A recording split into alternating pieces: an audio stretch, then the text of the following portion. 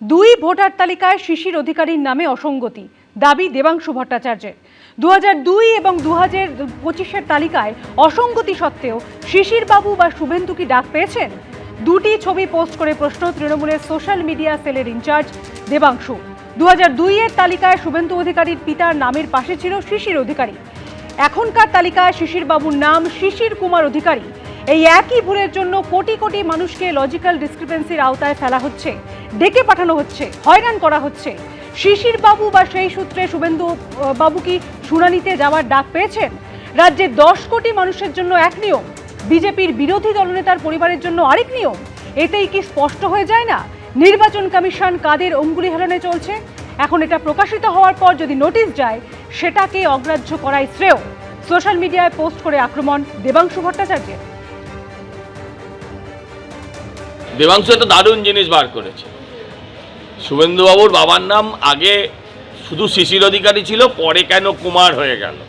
তাহলে কেন ডাকা হবে না? এটা নির্বাচন কমিশন নিশ্চয়ই বিচার বিবেচনা করবেন। কিন্তু আমি বলি, মমতা ব্যানার্জির নামের আগে তো ডক্টরেট ছিল, সেই ডক্টরেটটা যে কোথায় গায়েব হয়ে গেল? যদিও সেটা 84 সালে। নৌশাদ সিদ্দিকী এবং হুমায়ুন কবির ইতিমধ্যেই পরস্পরের জন্য দরজা খোলা রেখে সিপিএম কংগ্রেসের উদ্দেশ্যে জোট বার্তা দিয়েছেন। এবার এক কাঠা লড়াইয়ের কথা শোনা গেল সিপিএম এর রাজ্য সম্পাদক মোহাম্মদ সেলিমের মুখে। এখন প্রশ্ন হলো, কংগ্রেস কি করবে? মানুষ চায় বিজেপির বিরুদ্ধে গোটা দেশে এবং এ রাজ্যে বিজেপি তৃণমূলের বিরুদ্ধে এক কাঠটা হয়ে লড়াই করতে। দ্রুত কংগ্রেসকেও সিদ্ধান্ত নিতে হবে। 26-এর বিধানসভা নির্বাচনের আগে রাজ্য রাজনীতির আকাশে ভেসে বেড়াচ্ছে নানা জোট জল্পনা। পরস্পরের জন্য জোটের দরজা খুলে দিয়েছেন দুই মুসলিম বিধায়ক নওশাদ সিদ্দিকী ও হুমায়ুন কবির। সেই সঙ্গে তৃণমূল ও বিজেপির বিরুদ্ধে এক কাঠটা লড়াইয়ের ডাক দিয়ে সিপিএম কংগ্রেসের উদ্দেশ্যেও আহ্বান জানিয়েছেন তারা। এই আবহে এক কাঠটা লড়াইয়ের কথা শোনা গেল সিপিএম এর রাজ্য সম্পাদক মোহাম্মদ সেলিমের মুখেও। সেই সঙ্গে বৃহস্পতিবার হুমায়ুন কবিরের জেলা মুর্শিদাবাদে দাঁড়িয়ে কৌশলে তিনি বল ঠেললেন কংগ্রেসের কোর্টে। বাংলাকে বাঁচাতে হলে আসুন আমরা একসঙ্গে লড়ব। আমরা ইতিমধ্যে কথাবার্তা শুরু করেছি এবং যারা যারা কথাবার্তা বলছে তাদের সঙ্গে ইতিবাচক হয়েছে। মালদা, মুর্শিদাবাদে, বীরভূমে কংগ্রেসকেও সিদ্ধান্ত নিতে হবে। মানুষের এই ঐক্যের ভাবনাকে মর্যাদা দিতে হবে, সেই জন্য দ্রুত কংগ্রেসকেও সিদ্ধান্ত নিতে হবে। 2021 সালের বিধানসভা ভোটে এ রাজ্যে জোট বেঁধে লড়াই করেছিল সিপিএম কংগ্রেস। ব্রিগেডের মঞ্চে 3 দল একসঙ্গে থাকলেও কংগ্রেস আইএসএফ এর থেকে দূরত্বই বজায় রেখেছিল। সেই সঙ্গে সিপিএম এর সমর্থনে জিতেছিলেন আইএসএফ প্রার্থী নওশাদ সিদ্দিকী। 26-এর বিধানসভা নির্বাচনের আগে সেই নওশাদ সিদ্দিকী এবং সদ্য নতুন দল গড়ে ময়দানে নামা হুমায়ুন কবির ইতিমধ্যে সিপিএম কংগ্রেসের জন্য দরজা খোলা রাখার বার্তা দিয়েছেন। বিজেপি এবং তৃণমূলকে হারানোর জন্য, সহজে যাতে হারানো যায় তার জন্য, কষ্ট কম যাতে করে বেশি ফল পাওয়া যায় তার জন্য জাতীয় কংগ্রেস, লেফট ফ্রন্ট আরো যে সমস্ত সেকুলার ফোর্সগুলো আছে তাদেরকে আমরা জানিয়েছি। সেলিম সাহেবরা বসুন, সুজন বাবুরা বসুন, নওশাদ সাহেব বসুন, আব্বাস ভাইজান বসুন, কংগ্রেসের অধীর বাবু আর ঈশা খান। এই পরিস্থিতিতে কংগ্রেসের থেকে বল ঠেললেন মোহাম্মদ সেলিম। আমরা আলোচনার মধ্যে দিয়েই আগামী দিনে ঠিক করব। ঐক্যবদ্ধ লড়াই মানে আদর্শগত দিক থেকে, নীতিগত দিক থেকে এবং অন্যায়ের বিরুদ্ধে প্রতিবাদে যেটা রাস্তাই রাস্তা দেখায়, সেই পথকে অবলম্বন করতে হবে। সেই সবদি বাম কংগ্রেস, আইএসএফ এবং হুমায়ুন কবির একসঙ্গে ভোটে নামলে কি তৃণমূলের চাপ বাড়তে পারে? তাদের মুসলিম ভোট ব্যাংকে ভাঙন ধরতে পারে? এবার ধর্মের নামে ভাঙাতে চাইছে। এমন 2-4 জন মুখোশধারীকে দিয়ে পুতুল নাচে সুতোর মতো লাফালাফি করাচ্ছে, দেখলে মনে হচ্ছে বিজেপি বিরোধী, কিন্তু তারা অ্যাকচুয়ালি বিজেপি বিরোধী ভোট কেটে বিজেপিরই সুবিধা করে দেবে ওরা, এবং সেই খেলাটায় গেছে। আর মাত্র কয়েক মাস পরে বিধানসভা ভোট, সেই সবদি কে কার হাত ধরবে সেটা পরিষ্কার হয়ে যাবে কিছুদিনের মধ্যেই। রাজীব চৌধুরী রিপোর্ট, এবিপি আনন্দ। সপ্তাহে 5 দিন কাজ, শনি রবি ছুটি, এই দাবিতে ফের আন্দোলনে নামছেন ব্যাংক কর্মীরা। 27 জানুয়ারি ধর্মঘটের ডাক দিয়েছে United forum of bank union. আন্দোলনে সামিল রয়েছে এটিএম পরিচালনাকারী সংগঠনগুলিও। ফলে 23 জানুয়ারি থেকে পরপর 5 দিন ব্যাংক বন্ধ থাকলে এটিএম পরিষেবার উপরে প্রভাব পড়ার আশঙ্কা তৈরি হয়েছে। পুরনো দাবি নিয়ে ফের নতুন করে আন্দোলনের পথে ব্যাংক কর্মীরা। এবার 27 জানুয়ারি ব্যাংক ধর্মঘটের ডাক দিল 9টি ব্যাংকিং সংগঠনের platform United forum of bank union বা ইউএফবিইউ। 23 জানুয়ারি নেতাজির জন্মদিবস উপলক্ষে পশ্চিমবঙ্গে সরকারি ছুটি। 24 ও 25 জানুয়ারি শনি রবিবার ব্যাংক বন্ধ।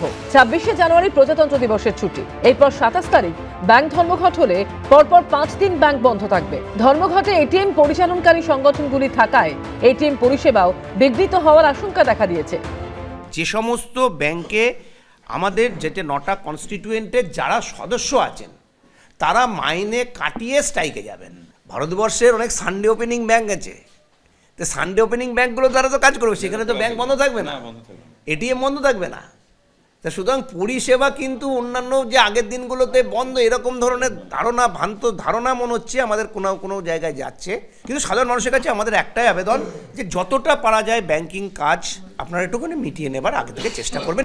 এই ধর্মঘট কি নিয়ে? এখন মাসের প্রথম ও তৃতীয় শনিবার ব্যাংক খোলা থাকে, মাসের দ্বিতীয় ও চতুর্থ শনিবারে ছুটি থাকে।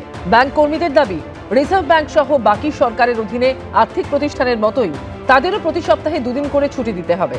এর জন্য সপ্তাহের বাকি 5 দিন অতিরিক্ত সময় কাজ করতেও রাজি হয়েছেন তারা। আইবি এর সঙ্গে ইউনাইটেড ফোরাম অফ ব্যাংক ইউনিয়নসের একটা চুক্তি স্বাক্ষরিত হয় এবং সেই চুক্তিতে থাকে যে বাকি 5 দিন আমরা 40 মিনিট করে অতিরিক্ত কাজ করব এবং তার বিনিময়ে আমাদের সকল স্যাটারডে অফ থাকবে। এলআইসি বলুন, আরবিআই বলুন, অন্যান্য ফিনান্সিয়াল সেক্টর বলুন, এবং যদি আশেপাশের দেশগুলো ধরে নেন, ইউরোপ ধরে নেন, ইউএসএ ধরে নেন, ব্যাংকিং প্রায় সর্বত্রই 5 দিন হয় সেখানে। তার সঙ্গে সামঞ্জস্য রেখেই আমাদের এটা দীর্ঘ 1 দশক বা তার থেকে বেশির দাবি, তা সত্ত্বেও এর রূপায়ণ হয়নি এবং তার ফলেই আমাদের এই 27শে জানুয়ারি স্ট্রাইকের কল দেয়। ধর্মঘটের আওতায় রাষ্ট্রায়ত্ত ব্যাংকের পাশাপাশি রয়েছে বেসরকারি ব্যাংক, ফরেন ব্যাংক, কোঅপারেটিভ এবং রিজিওনাল রুরাল ব্যাংকগুলিও। ইতিমধ্যে তাদের এই দাবিগুলিতে নৈতিক সমর্থনের জন্য চিঠি দেওয়া হয়েছে মুখ্যমন্ত্রীকে।